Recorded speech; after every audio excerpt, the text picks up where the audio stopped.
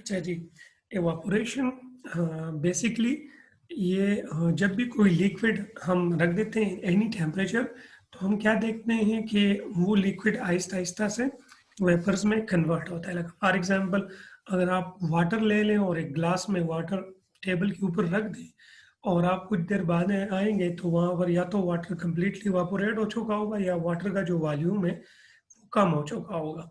Basically यहाँ पे हो क्या रहा है कि लिक्विड के जो मॉलिक्यूल्स हैं वो कंटिन्यूसली यानी वाटर के मॉलिक्यूल वेपर में कन्वर्ट हो रही है। ये प्रोसेस क्या कहला जाता है जी? इवापोरेशन कहला जाता है और ये भी लिक्विड की प्रॉपर्टी है। So what is evaporation? हम इसको कैसे डिफाइन कर सकते हैं?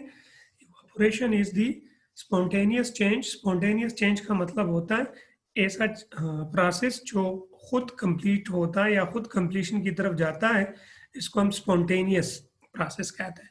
सो ये जो इवापोरेशन है ये भी एक स्पॉन्टेनियस प्रोसेस है जो कि कंटिन्यूसली होता है और ये उस वक्त तक होता रहता है जब वो लिक्विड कंप्लीटली वेपर फॉर्म में कन्वर्ट ना हो जाता है। सो इस वजह से the spontaneous change of liquid into its vapours at any temperature is called evaporation. ठीक है।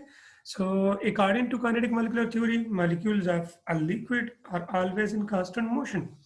जैसे हमने स्टार्ट के लेक्चर्स में पढ़ा कि लिक्विड के मॉलिक्यूल्स में भी ट्रांसलेशनल मोशन होता है।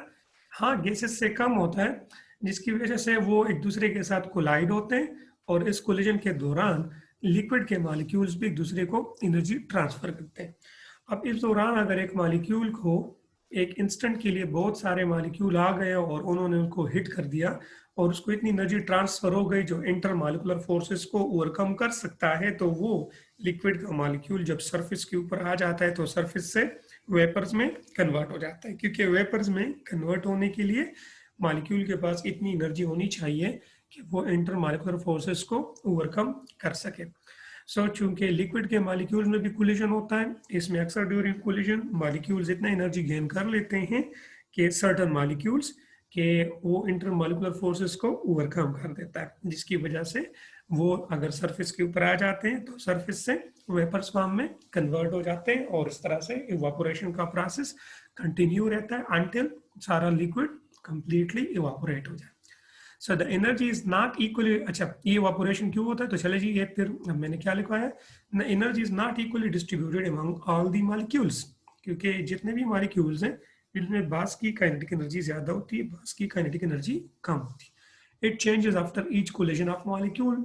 जब मॉलिक्यूल कोलाइड होते हैं तो इस दौरान चूंकि एनर्जी ट्रांसफर होता है तो इवन इस दौरान भी मॉलिक्यूल्स की एनर्जी में चेंज आता है। उस मॉलिक्यूल्स की एनर्जी ज्यादा हो जाती है जो एनर्जी गेन करते हैं, और जिनसे एनर्जी गेन हो जाती है उनकी एनर्जी में डिक्रीज आ जाता है।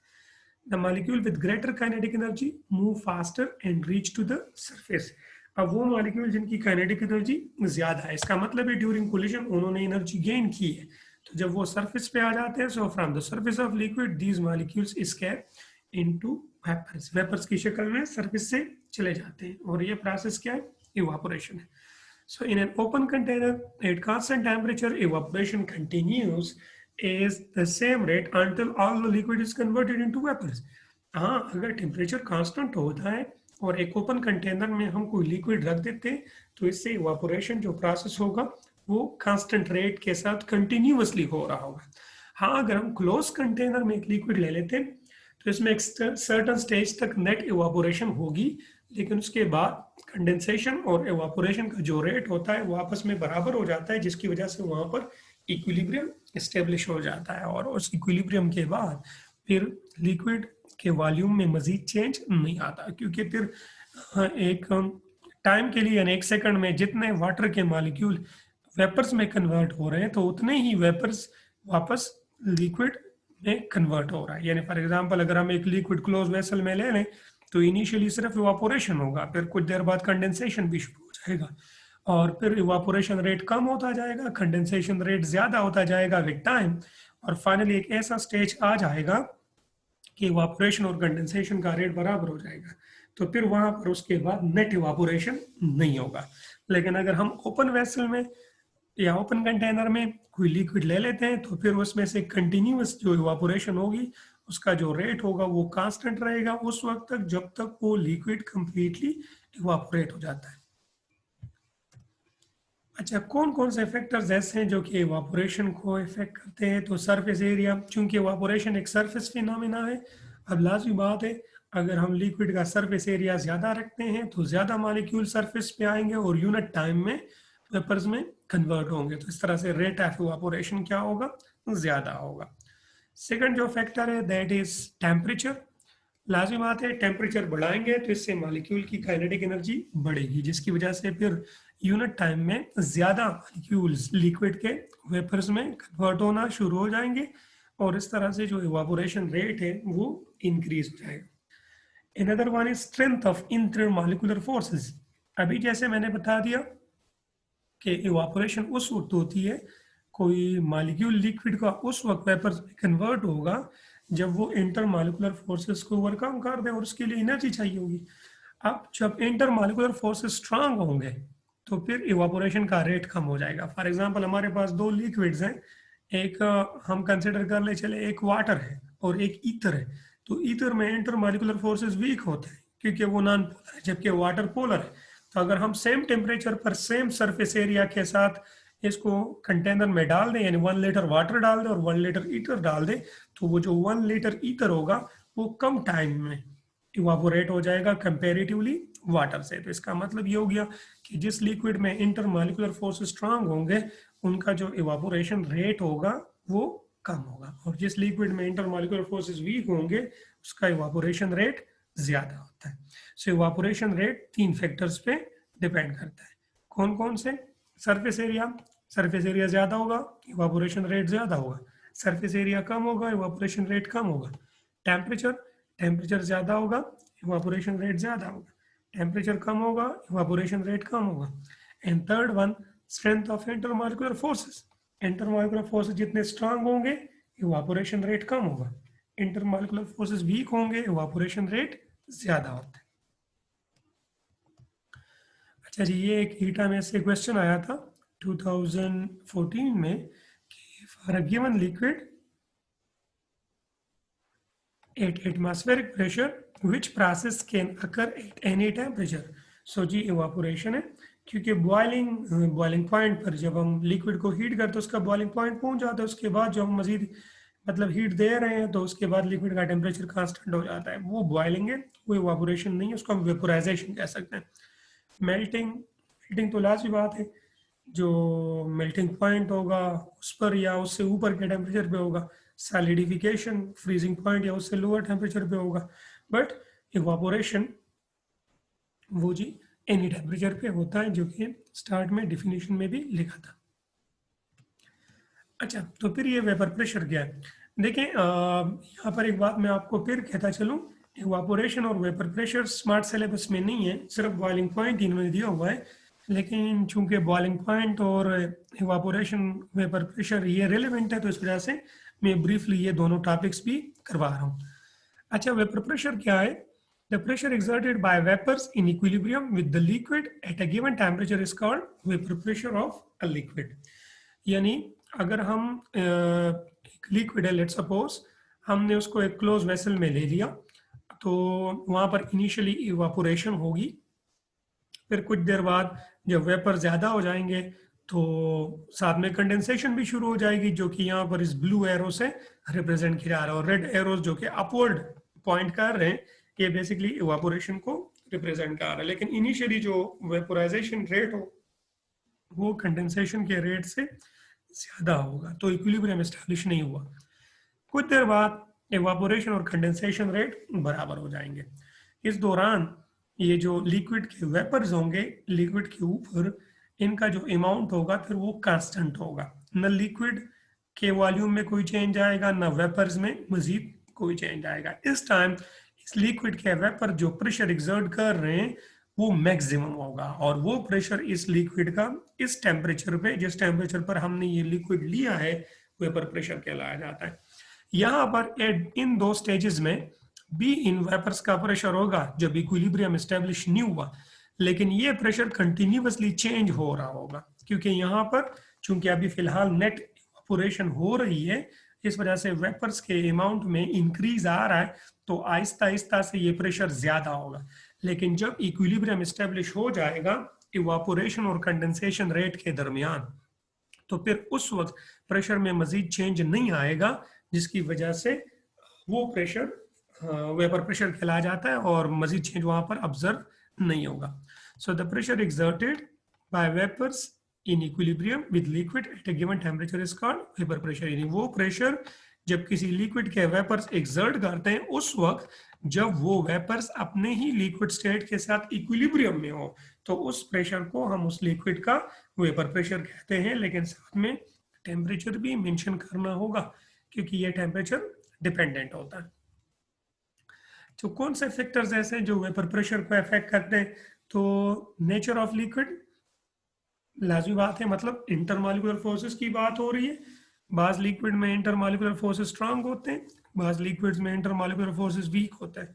सो अगेन वही बात, अगर मैं दो डिफरेंट लिक्विड ले लेता हूँ, फॉर एग्जांपल वाटर और di ethyl ether 25 degree centigrade पे यानी रूम टेम्परेचर पर क्लोज वेसल के अंदर, तो वाटर का जो वेपर प्रेशर है वो 24 मिलीमीटर ऑफ मर्करी है, जबकि डाई इथाइल ईथर का जो वेपर प्रेशर होता है वो 537 मिलीमीटर ऑफ मर्करी होता है। इसका मतलब हो गया कि जिन लिक्विड में इंटरमॉलिक्यूलर फोर्सेस वीक होंगे उनका गिवन टेम्परेचर पर जो वेपर प्रेशर होगा वो ज्यादा होगा उन लिक्विड से जिनमें इंटरमॉलिक्यूलर फोर्सेस स्ट्रांग होते हैं। और रीजन इसका यही है कि जिन लिक्विड में इंटरमॉलिक्यूलर फोर्सेस वीक होते हैं उनसे इवापोरेशन इजीली होती है, इस वजह से सेम टेम्परेचर पे वो ज्यादा वेपर्स में कन्वर्ट हो जाते हैं, तो उनका वेपर ज्यादा प्रेशर एक्सर्ट करता है। Second one is temperature. So vapor pressure of liquid increases with increase in temperature and vice versa. For example, increasing the temperature, kinetic energy of the molecules increases. अच्छा, rate of evaporation also increases. अब असल में जब हम temperature बढ़ाते हैं तो हमारे पास जो एवापोरेशन रेट है वो ज्यादा हो जाता है कंपेयर टू कंडेंसेशन। इसका बेसिक रीजन है कि एवापोरेशन एंडोथर्मिक प्रोसेस है और कंडेंसेशन एक्सोथर्मिक है। तो जब हम टेम्परेचर बढ़ाते हैं तो एंडोथर्मिक प्रोसेस वो ज्यादा हो जाता है, जिसकी वजह से यहाँ पर जो वेपर्स हैं वो भी ज्यादा हो जाते हैं, उनकी काइनेटिक एनर्जी भी इंक्रीज हो जाती है। तो जब वो किसी सरफेस को स्ट्राइक करते हैं तो वहां पर ज्यादा प्रेशर एक्सर्ट करते हैं। इस वजह से टेम्परेचर बढ़ाने से लिक्विड चूंकि उसका इवापोरेशन ज्यादा हो जाता है, मॉलिक्यूल्स की काइनेटिक एनर्जी ज्यादा हो जाती है, सो हमारे पास वेपर प्रेशर भी इंक्रीज हो जाता है। यहाँ पर इसका एक प्रूफ है, यानी वाटर के वेपर प्रेशर डिफरेंट टेम्परेचर्स पर यहाँ पर हमने दिए हुए 25 डिग्री सेल्सियस पर 24 मिलीमीटर ऑफ मर्करी है। फिर जब हम टेम्परेचर 50 कर ले तो देखें 93 मिलीमीटर ऑफ मर्करी हो गया, जो कि ज्यादा हो गया। 80 डिग्री सेल्सियस तो मजीद ज्यादा हो गया 355, एंड 100 डिग्री सेल्सियस तो देखिए 760 मिलीमीटर ऑफ मर्करी, जो कि एटमॉस्फेरिक प्रेशर, हमारा जो एटमॉस्फेरिक प्रेशर है सी लेवल पे उसके बराबर हो जाता है। ये वजह है कि सी लेवल पर 100 डिग्री सेंटीग्रेड वाटर का बॉइलिंग पॉइंट कहलाया जाता है। ये 2019 में आया था। Vapour pressure of a liquid does not depend upon temperature. करता है जी, इंटरमॉलिक्यूलर फोर्सेस पे भी डिपेंड करता है। अमाउंट ऑफ लिक्विड नहीं जी, अमाउंट ऑफ लिक्विड पे डिपेंड नहीं करता। अगर आप स्मॉल अमाउंट में लिक्विड ले लें या लार्ज अमाउंट में ले लें तो वेपर प्रेशर की वैल्यू उसकी सेम आएगी। हाँ, amount of solid dissolved in liquid, yes, इस पे डिपेंड करता है। और ये जी हम पढ़ेंगे चैप्टर नंबर 10 में, rounds law, lowering in vapour pressure. जब भी आप कोई सॉलिड किसी लिक्विड के अंदर डाल देते हैं तो इससे उस लिक्विड का जो वेपर प्रेशर है वो डिक्रीज हो जाता है। इस फिनोमेना को हम लोअरिंग इन वेपर प्रेशर कहते हैं। ये इंशाल्लाह चैप्टर नंबर 10 में डिस्कस करेंगे कॉलिगेटिव प्रॉपर्टीज में। सो यहाँ पर जो हमारा करेक्ट आंसर है वो है जी सी, यानी अमाउंट ऑफ लिक्विड। अच्छा जी, नाउ आते हैं जी बॉइलिंग पॉइंट की तरफ। बॉइलिंग पॉइंट क्या होता है? बॉइलिंग पॉइंट को हम जनरली डिफाइन करते हैं कि वो टेम्परेचर जिस पर किसी लिक्विड का वेपर प्रेशर एक्सटर्नल प्रेशर के बराबर हो जाए, उस टेम्परेचर को हम बॉइलिंग पॉइंट कहते हैं। So the temperature at which the vapour pressure of a liquid becomes equal to the atmospheric pressure और सम अदर एक्सटर्नल प्रेशर, जो कि जरूरी नहीं कि एटमॉस्फेरिक प्रेशर हो। लाइक मैं एक लिक्विड के ऊपर प्रेशर को ज्यादा कर देता हूँ एटमॉस्फेरिक प्रेशर से, तो यस, फिर उसके मुताबिक उसका बॉइलिंग पॉइंट होगा। बॉइलिंग पॉइंट एक्सटर्नल प्रेशर के साथ इफेक्ट होता है, तो ऐसे टेम्परेचर को हम क्या कहते हैं? बॉइलिंग पॉइंट कहते हैं। अच्छा, when a liquid is heated, its vapor pressure increases, and at certain temperature, vapor pressure becomes equal to the atmospheric pressure. At the point boiling point, इस टेम्परेचर को फिर हम बॉइलिंग पॉइंट कहें। At the boiling point kinetic energy of liquid is maximum. जो liquid molecules की kinetic energy होती है वो मैक्सिमम होती है, उसके बाद फिर मजीद काइनेटिक एनर्जी में चेंज नहीं आता। वाई? क्योंकि इस दौरान जो मजीद हीट हम प्रोवाइड करते हैं, तो जितना हीट, जितनी एनर्जी लिक्विड एब्जॉर्ब कर रहा है, तो उतनी ही एनर्जी लिक्विड के से जो मॉलिक्यूल वेपोराइज हो रहे हैं, अब हम इसको वेपोराइजेशन कहते हैं, जो कि बॉइलिंग पॉइंट पे होता है। इवापोरेशन और वेपोराइजेशन में बेसिक फर्क ये है, इवापोरेशन एनी टेम्परेचर पे होता है, जबकि वेपोराइजेशन जब कोई लिक्विड बॉइलिंग शुरू कर लेता है बॉइलिंग पॉइंट पर, तो उस टाइम जो लिक्विड वेपर में कन्वर्ट हो रहा है उसको हम फिर स्पेसिफिकली वेपोराइजेशन कहते हैं। So at any further heating will not increase the temperature. Why? क्यों? क्योंकि जो हीट हम दे रहे हैं, जितना हीट लिक्विड एब्जॉर्ब कर रहा है, उतनी ही एनर्जी या उतना ही हीट लिक्विड के मॉलिक्यूल जो वेपोराइज हो रहे हैं अपने साथ लेके जा रहे हैं। तो इस तरह से ओवरऑल लिक्विड की एनर्जी में कोई चेंज नहीं आता, और यही वजह है कि लिक्विड के टेम्परेचर में भी कोई चेंज नहीं आता। उस टाइम लिक्विड के मॉलिक्यूल्स की जो काइनेटिक एनर्जी होती है वो मैक्सिमम होती है। This heat will be used to break the intermolecular force and convert the liquid into vapors। तो वही बात हुई है कि जो हीट दे रहे हैं ड्यूरिंग बॉइलिंग, तो वो हीट बेसिकली इंटरमॉलिकुलर फोर्सेस को खत्म करने में यूज हो रहा है और वेपोराइजेशन में कंज्यूम हो रहा है। This is the reason why the temperature of liquid remain constant at boiling point. अच्छा जी, बॉइलिंग पॉइंट किन फैक्टर्स पर डिपेंड करता है? Intermolecular forces, again nature of liquid, लाजमी बात है। जिन लिक्विड के मॉलिक्यूल्स में इंटरमॉलिकुलर फोर्सेस स्ट्रांग होंगे तो उनका वेपर प्रेशर कम होगा। अभी जैसे हमने पढ़ा, तो उसका वेपर प्रेशर एक्सटर्नल प्रेशर या एटमॉस्फेरिक प्रेशर के बराबर होने के लिए, करने के लिए उसको हाई टेम्परेचर तक हीट करना पड़ेगा, यानी उसका टेम्परेचर काफी बढ़ाना होगा। यही वजह है कि उसका boiling point normally high temperature पे आ जाता है। सो boiling point of a liquid with stronger intermolecular forces will be higher than a liquid with weaker intermolecular forces at the same pressure। For example water का अभी हमने कुछ देर पहले पढ़ा, vapour pressure जो है ना वो कम था, लेकिन बॉइलिंग पॉइंट इसका हाई है। 2.5 लीटर का वेपर प्रेशर ज्यादा था, बॉइलिंग पॉइंट कम है। वाई? बिकॉज इसका मतलब है कि 2.5 लीटर का वेपर प्रेशर 34.5 डिग्री सेल्सियस पर 760 मिलीमीटर ऑफ मर्क्यूरी या 1 ATM हो जाता है। जबकि वाटर का जो वेपर प्रेशर है, चूंकि वाटर में इंटरमॉलिक्यूलर फोर्स स्ट्रांग है, इसका वेपर प्रेशर कम होता है, तो इसको 1 ATM करने के लिए 100 डिग्री सेल्सियस तक इसको हीट करना पड़ता है। इस वजह से इसका बॉइलिंग पॉइंट हाई होता है। Another one is external pressure, क्योंकि बॉइलिंग पॉइंट जैसे हमने कहा कि ये वो टेम्परेचर है जिस पर लिक्विड का वेपर प्रेशर एक्सटर्नल प्रेशर के बराबर हो जाता है। तो लाजमी बात है, अगर हम एक्सटर्नल प्रेशर को बढ़ाते हैं या कम करते हैं, तो इससे हम लिक्विड के बॉइलिंग पॉइंट को चेंज कर सकते हैं। सो इस वजह से ये एक्सटर्नल प्रेशर पर भी डिपेंडेंट होता है, और एक्सटर्नल प्रेशर ज्यादा होगा तो बॉइलिंग पॉइंट भी ज्यादा होगा। क्यों? क्योंकि उसके प्रेशर को मतलब लिक्विड के वेपर प्रेशर को उस एक्सटर्नल प्रेशर के बराबर करने के लिए टेम्परेचर को बढ़ाना होगा, और अगर एक्सटर्नल प्रेशर कम होगा तो लो टेम्परेचर पर भी उस लिक्विड का जो वेपर प्रेशर है वो उस एक्सटर्नल प्रेशर के बराबर हो जाएगा, और इस तरह से उसका बॉइलिंग पॉइंट लो होगा। सो बॉइलिंग पॉइंट एक्सटर्नल प्रेशर पर भी डिपेंड करता है। सो यहाँ पर एक एग्जांपल दिया हुआ है वाटर के बॉइलिंग पॉइंट की डिफरेंट मतलब एक्सटर्नल प्रेशर्स के साथ। लाइक अगर आप लोग देख ले कि सी लेवल पर, जैसे कि यहाँ पर कहा हुआ है कि सी लेवल पर 1 ATM प्रेशर होता है, तो वाटर का boiling point 100 degree Celsius. But अगर आप मरी हिल्स में जाते हैं जहाँ पर जो एक्सटर्नल प्रेशर है या एटमॉस्फेरिक प्रेशर है वो 1 ATM से कम होकर 0.9 to 1 ATM हो जाता है, तो वहाँ पर बॉइलिंग पॉइंट भी डिक्रीज होकर 98 डिग्री सेल्सियस हो जाता है। बट अगर हम माउंट एवरेस्ट पे जाएं हाई एल्टीट्यूड पे, तो वहाँ पर जो एक्सटर्नल प्रेशर होता है वो 0.4 to 5 ATM होता है, तो वहाँ पर जो बॉइलिंग पॉइंट है वो भी 72 डिग्री सेल्सियस हो जाता है वाटर का। इसका मतलब है कि जितना एक्सटर्नल प्रेशर कम होता है वाटर का बॉइलिंग पॉइंट भी कम होता है। एक्सटर्नल प्रेशर ज्यादा होगा, वाटर का बॉइलिंग पॉइंट भी या किसी भी लिक्विड का बॉइलिंग पॉइंट भी ज्यादा होता है।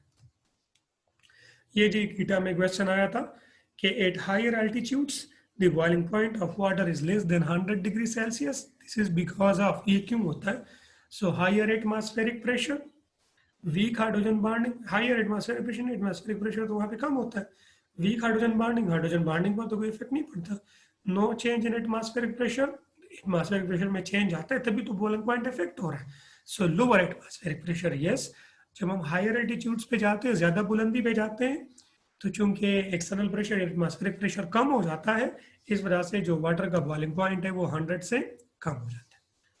अच्छा जी, ये तो बॉइलिंग पॉइंट था। चूंकि स्मार्ट सिलेबस में ये चैप्टर काफ़ी रिड्यूस किया गया है, तो रिमेनिंग के जो टॉपिक्स है, like surface tension, viscosity, liquid crystals और एनर्जी, वो जो फेस चेंजेस हैं, एनर्जेटिक्स ऑफ फेस चेंजेस, वो सारे टॉपिक्स इस सिलेबस में इंक्लूड नहीं है। तो इस वजह से यही जो दो टॉपिक है बेसिकली, वंडरवाल फोर्सेस और बॉइलिंग पॉइंट, सो यही दो टॉपिक आपके कोर्स में इंक्लूडेड है और यही दो टॉपिक्स आप लोगों ने कवर करने होंगे। अल्लाह हाफिज़।